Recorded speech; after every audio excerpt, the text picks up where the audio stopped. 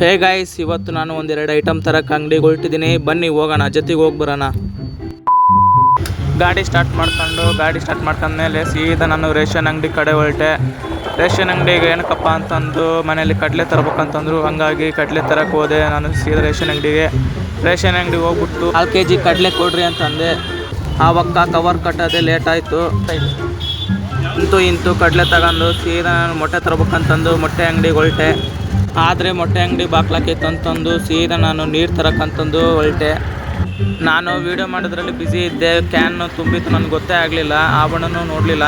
ಮನೆಗೂ ತುಂಬಿಸ್ಕೊಂಡು ನೀರಿಂದು ಸೀದಾ ನಾನು ಮತ್ತೆ ಇನ್ನೊಂದು ಕಡೆ ಅಂಗಡಿಗೆ ಮೊಟ್ಟೆ ತರಬೇಕಂತಂದು ಹೊರಟೆ. ಇಲ್ಲಿ ನೋಡಿದರೆ ರಾಶಿ ಮೊಟ್ಟೆಗಳಿತ್ತು. ಎಲ್ಲ ಹೋಲ್ಸೇಲ್ ವ್ಯಾಪಾರ ಇತ್ತು ಇಲ್ಲಿ. ಮತ್ತೆ ಅಲ್ಲಿಂದ ಮೊಟ್ಟೆ ಕಟ್ಟಿಸ್ಕೊಂಡು ಸೀದಾ ನಾನು ಮನೆ ತಕ್ಕ ಬಂದ್ಬಿಟ್ಟು ನಾನು ನೀರಿನ ಕ್ಯಾನು ಒಂದೇ ಕೈಯಲ್ಲಿ ಎತ್ಕೊಂಡೆ ಗಾಯ್ಸ್.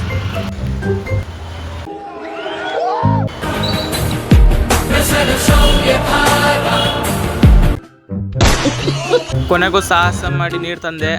ಇವತ್ತಿನ ವ್ಲಾಗ್ ಇಷ್ಟೇ. ಮತ್ತೆ ನೆಕ್ಸ್ಟ್ ವ್ಲಾಗ್ ಸಿಗೋಣ. ಅಲ್ಲಿವರೆಗೂ ಟೇಕ್ ಕೇರ್, ಟಾಟಾ ಬಾಯ್.